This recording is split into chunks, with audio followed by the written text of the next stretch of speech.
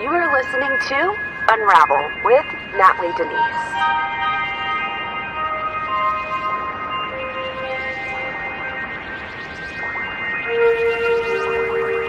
Everybody, how is everybody doing? I hope you are doing well. Oh man, I have a big zit and it just like shows up on camera so beautifully. Awesome. Let me just take this hair down. And maybe no, I don't want to like cover up my eye or anything like that. Well, oh well. How are you guys doing? I see you in the chat already. Please, if you will, shout out your location. All right, we got a lot of news today, including Kenosha kid Kyle Rittenhouse. He was acquitted on all counts. So we're going to go through some of that. Also, there's a lot of, backlash going on. A lot of backlash, a lot of I told you so's that are happening in the media. It's just what a time to be alive. I mean, like, this is just my basic thought on things. I put myself in that situation, and I urge people who disagree with this verdict to do the same, because if it were your kid, if it were your kid in that situation where you had three men coming at you, where as the witness attests himself, the witness attested that he did not, and that's Kyle did not advance or react until the muzzle was advanced on him. So with that being said, I know that there are so many people that have different takes on all this, but we're going to actually go through this. Let's see. Here we are.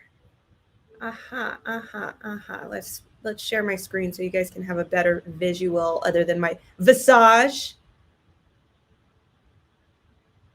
Hey, what's up, Prince Charles? Hello from Richmond, Virginia. Yes, Prince Charles, you come to the right place. You want to know why? Because I am pretty much the only newscast out there that actually covers human exploitation, human trafficking. So stick to it. We're going to get to it.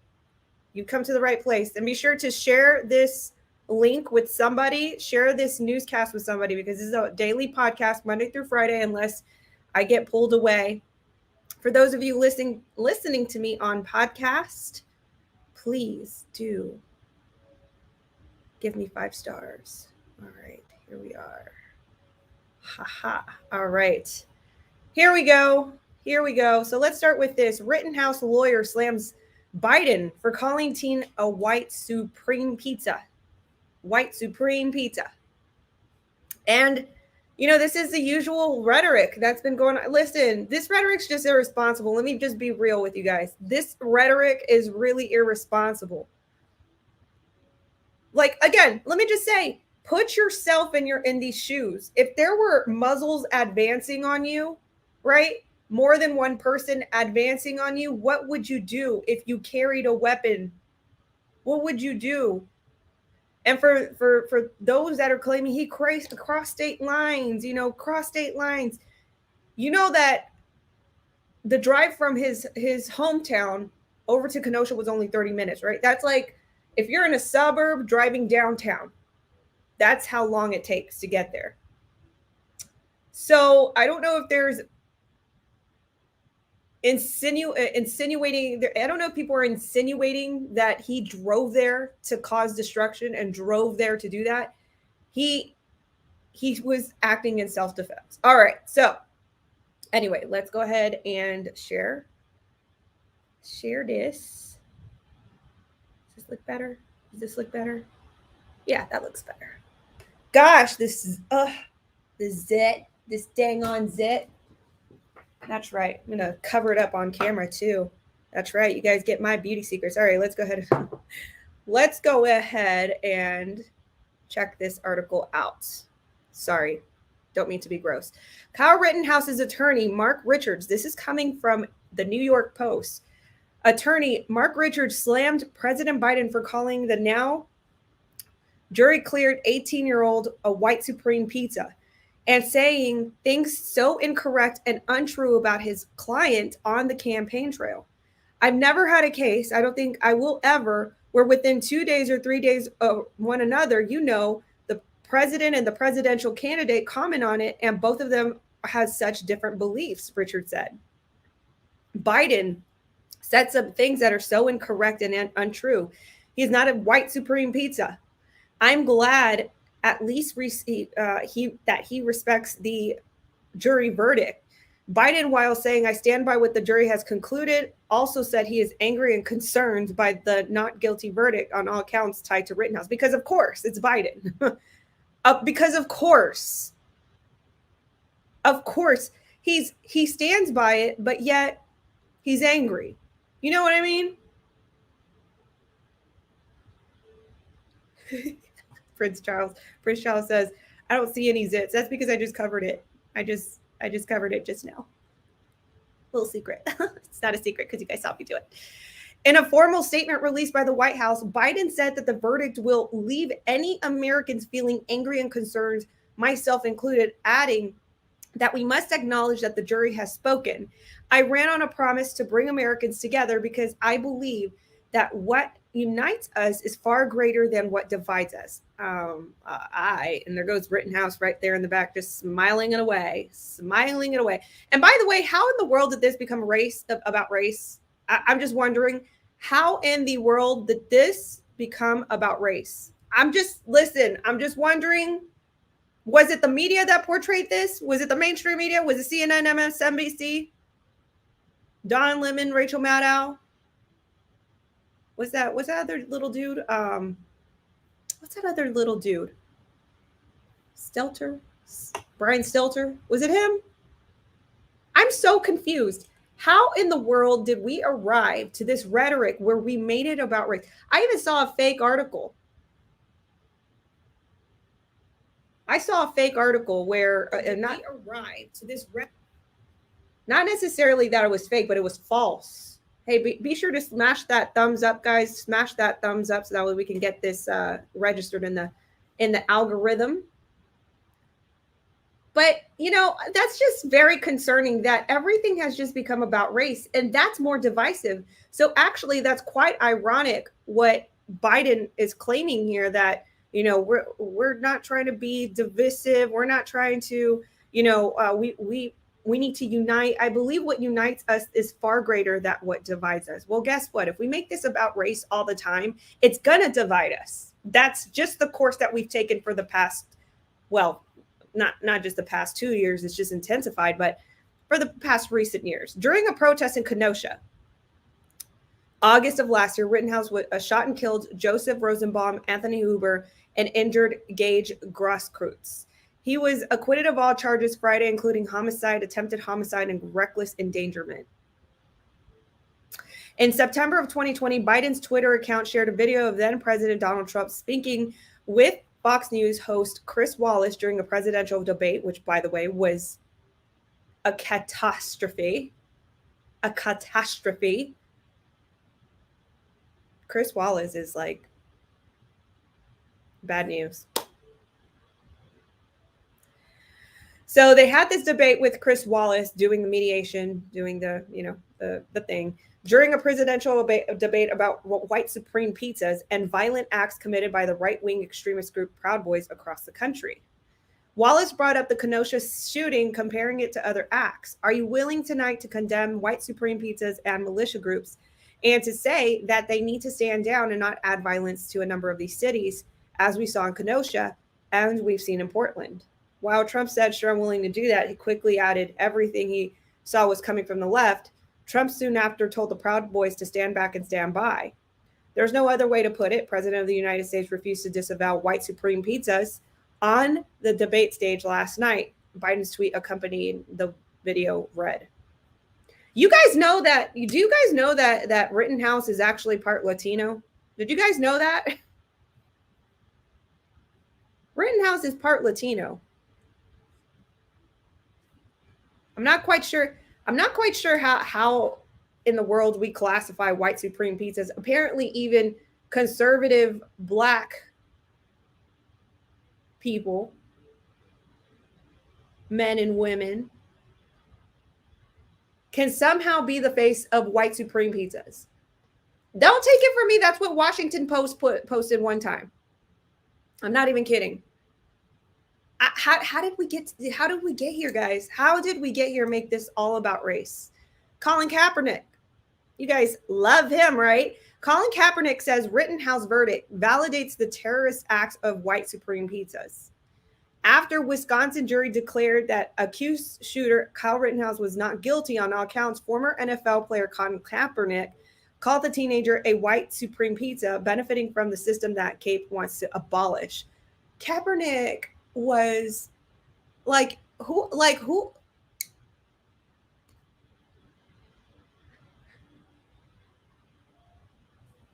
Colin Kaepernick was adopted by 2 white people. Y'all. This is his tweet. We just witnessed a system built on white supreme pizzas validate the terroristic acts of white supreme pizzas. This only further validates the need to abolish our current system. White supreme pizzas cannot be reformed. So what exactly do you mean? What exactly do you mean? Well, listen. A thief, a pedophile, and an abuser who have histories. Why do we glorify people with histories? They tried to aggress Kyle Rittenhouse.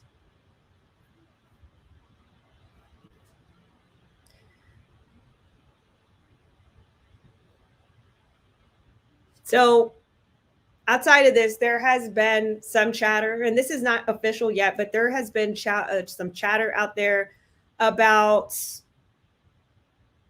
people bracing for their stores to be looted, vandalized. People are boarding up. There was a random picture of some bricks around the corner. Now, I'm not going to confirm this as truth, but people are bracing for impact on the aftermath of this verdict. It's just, I really don't want to comment more on this story because we're all, I guess, divided on this issue as a nation. And I have no idea how we've even gotten here because everybody, including Latinos, including Black people, including Native Americans, including everybody else of every other race, my brown Desi people, like everybody deserves the right to self-defense. If that was any other race, again, he's actually part Latino, but anyway, let's not concentrate on that. If it was any other race and they were advanced on, I would want them to self-defend themselves as well. I'm just going to say that. There were people in Brooklyn that descended on the streets in protest of this. I already saw it. It's happening probably right now as we speak. But this is not how we unite. I mean, self-defense somehow has become divisive within our country. Let's pivot. All right, federal prosecutors. See, this is some news you guys are not going to hear on the regular channels. DailyMail.com. Federal prosecutors seek a 4-year sentence for El Chapo's beauty queen wife for conspiring to help run the jail drug lord's transnational crime enterprise. The U.S. Department of Justice, DOJ, is seeking a 4-year prison sentence for the wife of jailed Mexican drug lord Joaquin El Chapo Guzman. Prosecutors announced Thursday. Emma Coronel pleaded guilty on June 10th before the U.S. District Court for the District of Columbia, accepting culpability for all 3 counts that she was charged with conspiring to run the Sinaloa cartel, traffic drugs, and launder money. Prosecutors also asked that she be sentenced to 5 years of supervised release and a payment of $1.5 million, according to a court document. The 32-year-old has been in federal custody since February 22nd, and she was arrested at Dulles International Airport in Virginia. She is very pretty. The 64-year-old Guzman was the leader of the Sinaloa cartel, one of Mexico's most notorious drug trafficking groups. He ran an operation that delivered hundreds of tons of narcotics to the United States and was behind multiple murders of those who crossed him, according to court filings. The transnational cartel imported more than 495 tons of cocaine, 95 tons of heroin, 49 tons of methamphetamine, and 99 tons of marijuana over the past 25 years, according to the U.S. Justice Department. Coronel, a former beauty queen, was accused of serving as an intermediary between El Chapo and his associates. The dual U.S.-Mexican citizen also helped El Chapo escape from a Mexican prison in July 11th of 2015, according to prosecutors. Just some history. The drug lord twice escaped from prison in Mexico, once hidden in a laundry cart in 2001, and a second time by slipping down a tunnel and reached his prison shower. That reached his prison shower in 2015. Coronel was only 18 when she married El Chapo in 2007, and his mother of their twin 10-year-old girls. Guzman was considered the most powerful drug trafficker in the world until his arrest in 2016 and his extradition to the United States in 2017. Sentenced in July of 2019 to life in prison, he's serving his sentence at ADX Florence, a maximum security prison in Florence, Colorado. How about that?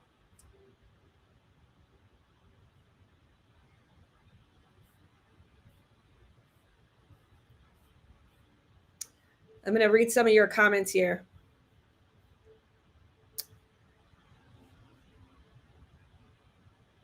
He didn't just kill anyone. He killed a molester. Oh, that was in reference to the 𝐓𝐫𝐿 case. Yep, a pedophile. We are united and not divided. That's right. All right. Pivoting on, still kind of in the cartel-esque sort of stories. Don't go to Mexico, they're saying. This is from Daily Mail as well. Cartel expert warns tourists to stay away from drug gangs. War escalates and country's National Guard is deployed to Cancun. So for those of you that like to travel to Cancun or to, that sort of area around Mexico, the pretty area, the touristy area, it might be escalating there too. Look, I was at the border over the summer, and it was a little bit scary because being at the border, you can actually hear the far distance, people actually having wars.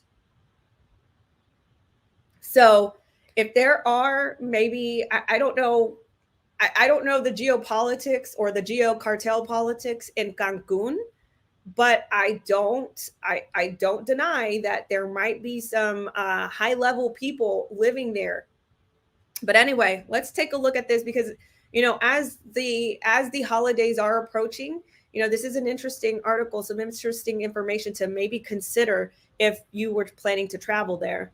An expert on international criminal organizations believes foreign tourists should reconsider their plans when it comes to scheduling their vacations to Mexico, citing crime and danger amid the country's gang wars.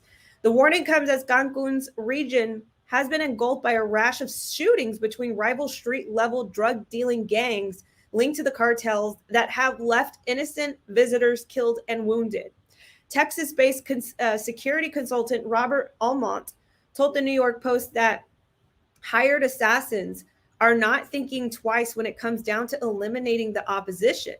What we're seeing is a huge increase in street fighting from plaza bosses, Almonte told the newspaper. That's how they respond when rivals come to their turf. They don't lose any sleep over who they shoot. And if there are innocent bystanders, too bad. That's the way they think. As part of a security plan to protect the locals and visitors in Cancun and nearby resort towns in the state of Quintana Roo, Mexican President Andrés Manuel López Obrador unveiled a plan Wednesday that will permanently place about 1,500 National Guard servicemen in the region beginning December 1st. Defense Secretary Luis Crescencio Sandoval said that their main task will center around intelligence gathering. So look at this. Let's take a look at this infographic.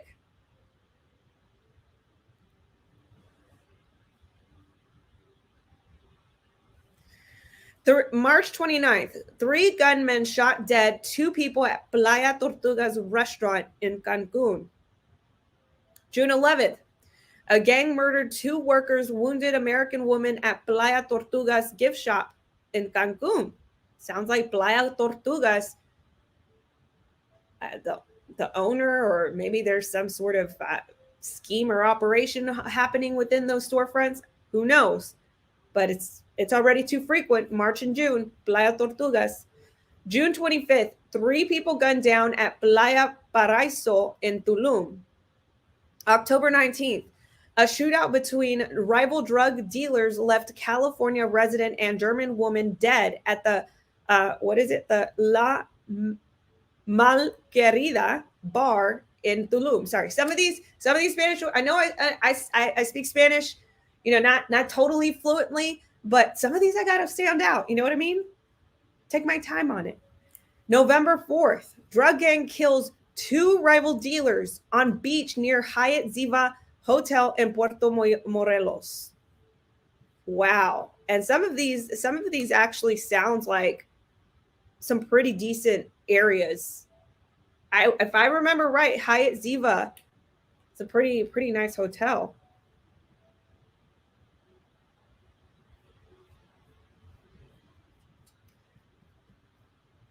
Almonte does not believe it would deter hired assassins from hunting down their prey, particularly in a country where criminal organizations are responsible for thousands of murders every year.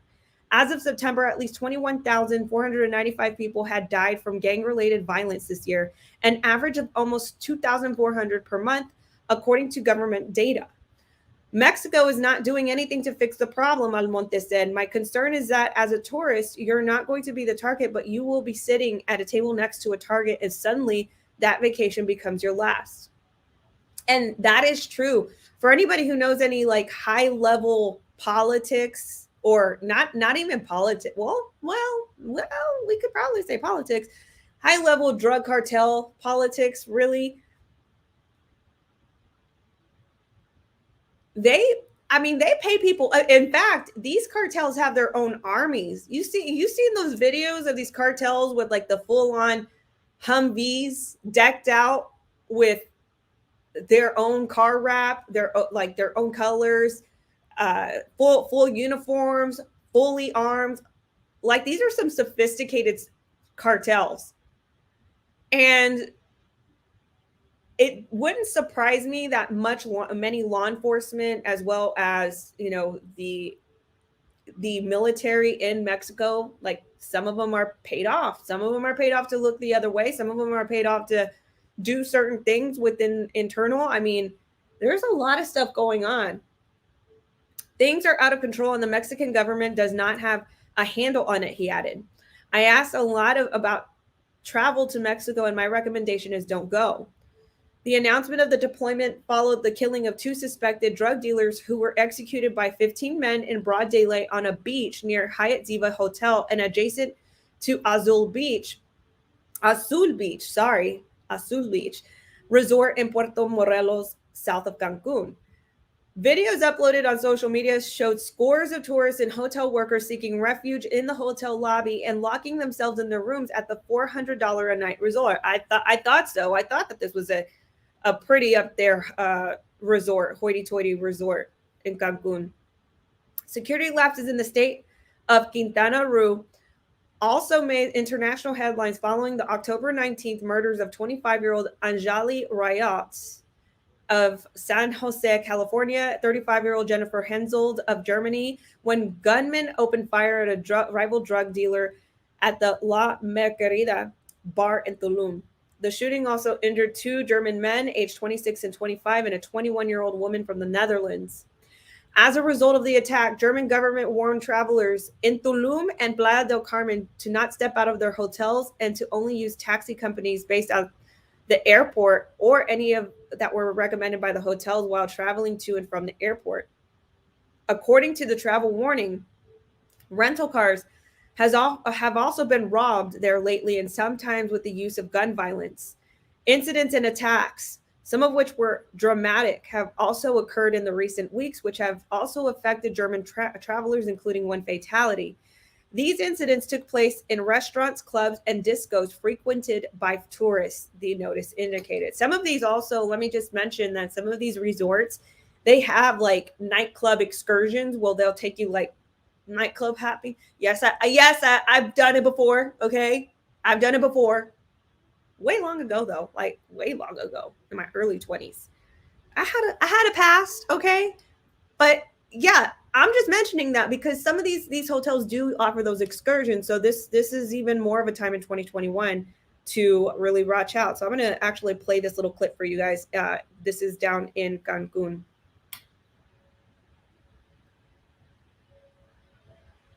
Oh, there's no sound.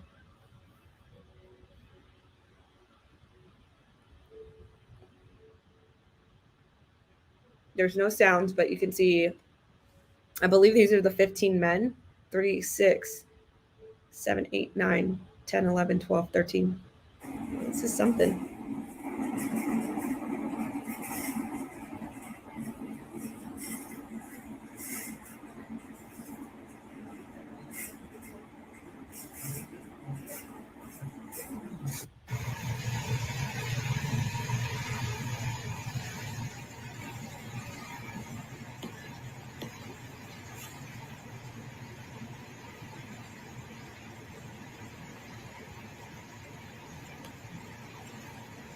Oh, wow. You see that? Wow. That dude had a rifle. Cheese and crackers. So anyway, I'm not going to go much further. I think you guys get the point. There's plenty of examples. Just be careful if you're planning on traveling, especially during the holidays. A lot of people take the holidays as a chance to go out to the beach. Just be sure that you know that there's a lot of violence going down in Mexico. All right. Time for some trafficking news. So this is my segment called the Daily TrafficK. Let's come here and let's actually change the logo here. There we go. Look at that. Look how beautiful that is. I missed that logo. All right, the Daily TrafficK. Let's take a look at some of this trafficking news. All right, coming from Mesa, Arizona, 30 arrested for an alleged child sex crimes across the valley. This is basically these grown people seeking sexual exploitation from children. Multiple agencies throughout the valley, backed by Arizona Attorney General's office, made 30 arrests for sex-related crimes against children throughout the month of October. Operation Deja Vu targeted sex buyers involved in child sex trafficking and those in the intent of luring children, changing the wording here, for sexual exploitation. The Phoenix, Scottsdale, Mesa, Chandler, and Tempe police departments all participated, according to the Mesa Police Department. The agencies also worked in conjunction with the Homeland Security investigation teams. The Mesa Police Department asked if anyone has information on sex trafficking victims or suspects, they should contact their local police department or National Human Trafficking Hotline. That is 888-373-7888. Pivoting over to Nebraska, an Omaha man sentenced for conspiracy to sex traffic a minor. Acting United States Attorney Jan Sharp announced that Thomas Holbert, 32, of Omaha, Nebraska, was sentenced today, and this is again coming from justice.gov. He was sentenced today in federal court in Omaha for conspiracy to sex traffic a minor. United States District Judge Brian C. Boucher sentenced Holbert to 235 months of imprisonment, where there is no parole in the federal prison system. After his release from prison, Holbert will serve 5 years of supervised release and will be required to register as an offender. Federal agents began investigating in September of 2020 after Omaha foster children went missing from their foster home. This is a very important story. Very important story. The investigation showed that Holbert picked up the victims aged 16 and 17 and brought them to a hotel where Holbert posted online advertisements promoting the minors for commercial sex acts. Both victims then engaged in sex acts for money, with Holbert and others receiving financial proceeds from those acts. So, and then it gives credit to who brought the project or brought this case about. Let me give you guys a little bit of an education piece on this. So I think this part is very important here. I'm going to read it again. Federal agents began investigating in September of 2020 after 2 Omaha foster children went missing from their foster home. The investigation showed that 𝘱𝑗℅ picked up the victims aged 16 and 17 and brought them to a hotel where 𝘱𝑗℅ posted online advertisements promoting the minors for commercial sex acts. Both victims then engaged in sex acts for money, with 𝘱𝑗℅ and others receiving financial proceeds from those acts. Okay, so the reason why I wanted to point this out with the foster children is because we know that there is a very broken system for foster children. Even there's some sort of scope we should examine with the CPS system. I mean, it is so sad that foster children always end up in the situation, or not always, I can't say always, okay, that's false. But a lot of times, if they aren't placed with the right foster family who can administer, the right, I guess, checks in place in their home, or give them the love that they need. There's always a plethora of reasons, but this is especially important because these children are coming from backgrounds that are very broken. They're probably coming from abusive homes, prior to their foster family, if not additional to their foster family, because sometimes these foster families are to blame as well. But, they come from broken families, broken backgrounds. Maybe they come from abusive parents, or the parents were drug users, or, what have you. There are so many different reasons why they come from broken childhood backgrounds and childhoods. So, when you put a kid in a foster care system, they're coming from places where they didn't receive the proper love and care that they needed. And so when people like this who exploit children, they will come and give them a reason for their exploitation. Oh, this is going to pay for your school, or this is going to pay for your college. You're almost out of high school. You can do it with this, or that bag looks great. You could have it too if you were to do this. Like, they specifically target children like this who are vulnerable to exploit them in these type of settings. I just wanted to give you guys a little education piece. Strawman, he says in the comments, Natly, they are collecting more children that are not in broken homes. And that might be true too. In fact, I wouldn't be surprised if that was going on.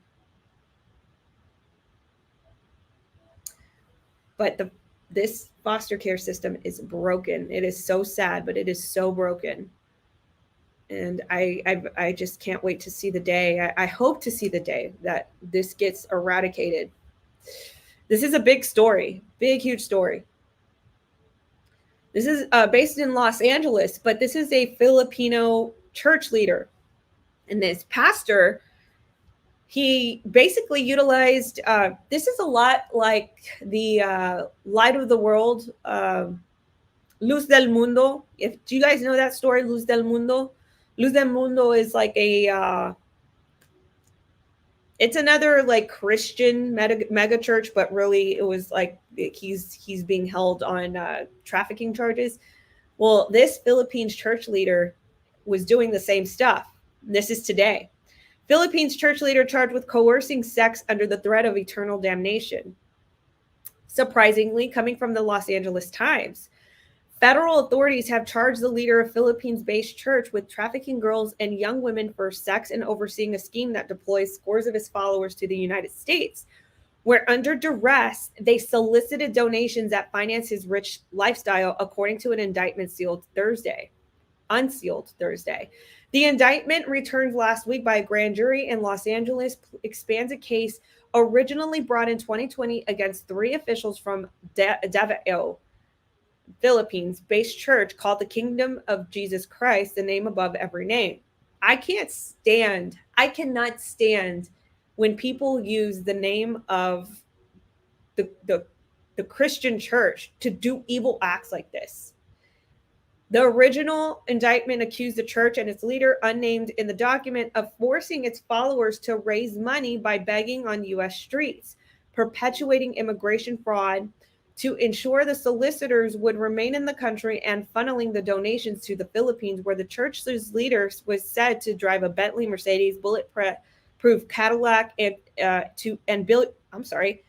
bulletproof Cadillac, and be building a stadium. Wow. The new indictment, while expanding upon the charges of parishioners coerced into soliciting donations on the street, directly accused its leader, Apollo Carrion 𝐒𝐫𝐿𝐲, of trafficking minors and young women for sex. 𝐒𝐫𝐿𝐲 and other church administrators recruited pastorals, girls and women who ranged from the age of 12. This is not a girl. Okay, they did. Okay, Los Angeles Times, I see you. I was about to say women at the age of 12. That ain't no women. That's a girl. Okay, but they did it. Okay, I got to give them credit. They did put girls and women. Let me just correct myself. Who range in age from 12 to 25 to act as his personal assistants, cooking his meals, cleaning his homes, and traveling with him to the United States. The pastorals were also required, according to the indictment, to perform what was called night duty, having sex with 𝐒𝐫𝐿𝐲, which the girls and the young women were told it was God's will. Again, this is why I cannot stand these utilizing the name of a Christian to do the evil acts. In the indictment, prosecutors identified several underage victims, ages 14, 15, and 17, whom church officials allegedly directed to have sex with 𝐒𝐫𝐿𝐲. He and other church leaders told the pastorals to write commitment letters that pledged their lives and bodies to 𝐒𝐫𝐿𝐲, who is also known to his followers as the appointed son of God, the indictment says. It sounds a lot more like a cult than it does a Christian church. This is not a Christian church, okay? Especially when parishioners and when, people who serve the church are in on it. No. While having sex with one pastoral in 2008, 𝐒𝐫𝐿𝐲 told her it was the father's will, and the father was happy over the son, what the son was doing, the indictment says. The girls and young women who acquiesced were rewarded with trips to Disneyland and other tourist destinations, flights on private jets, cell phones, and payments that church officials described as honorariums. Benefits funded with the donations solicited by parishioners in the United States, prosecutor said. Those who resisted were threatened with eternal damnation and subjected to harassment, threats, and baseless allegations of criminality, according to the indictment. Prosecutors charged that 𝐒𝐫𝐿𝐲 directed a church employee to falsely accuse a woman of sexual assault after she left the church. 𝐒𝐫𝐿𝐲 had allegedly raped the woman 10 years earlier when she was 17, and in a sermon broadcast to his followers, 𝐒𝐫𝐿𝐲 accused former pastorals of engaging in cyber sex and stealing church property in indictment charges. It could not be immediately determined when 𝐒𝐫𝐿𝐲, who lives primarily in Davao City, but has kept residences in Calabasas, Las Vegas, and Kapolei, Hawaii, had a lawyer who would speak on his behalf. A lawyer who represented the church in the Philippines previously said that U.S. authorities were hoodwinked by embittered former members of the church who lied to the FBI agents and prosecutors in a bid to drag the church and its leader into a quagmire of shame, blatant humiliation, and defeat. I also want to remind you guys that La Luz del Mundo case, which is another trafficking case, as I mentioned. It's also in Los Angeles, actually. But it's more of a mega church that I believe has different locations all over the world, or at least church plants. But the body of that church also did the same, where it seems to be, and I can't, of course, because it's still in proceedings of the law and in the justice system. But according to many details, it's alleged that many members of this church enabled the act of trafficking, just like what this seems to be, and they protected the leader. So the rest goes into this. It goes into the detail of how they acquired lots of money. donations to pay a let's just say $14,000 a month mortgage on the Calabasas mansion. Prosecutors charge, and other times administrators smuggled cash to the Philippines by flying it in bulk on private jets or directing church workers to hide increments of $9,000 in pairs of socks. I mean, just a lot of really immoral, non-Christian-like things to do. It's happening, and they were trafficking in girls and women from the Philippines over to the U.S. Transnational trafficking. Yeah. It's horrible. I don't like it. I really dislike when people use, especially the name of Christianity, to do horrific acts such as that. So thank you guys so much. Thank you so much for tuning in to not just Unravel, but the Daily TrafficK. Unravel, the Daily TrafficK. Unravel, the Daily TrafficK. Thank you guys so much for tuning into Nightly with Natly. It's actually Nightly with Natly, and then it's segmented of Unravel with Natly Denise. Thank you guys so much for tuning in. Hey guys, be sure to hit that like button on the way out, and as well as share this channel with somebody, as I am pretty alternative in what I cover here. It's pretty important news, as well as, you know, just stuff that the media won't talk about, like the traffic report. So anyway, I love you guys so much. I hope you guys have a restful, wonderful weekend. I just got a Christmas tree, so I'm really excited to go put that together. I'll show her a picture of it on Monday on Nightly with Natly when I come back. So until then, you guys, again, have a restful weekend. Stay safe, and as always, stay blessed. You guys have a wonderful, wonderful night. I will catch you in the next episode. Bye-bye. Thank you so much for tuning in to Unravel with Natly Denise. Please give this podcast 5 stars.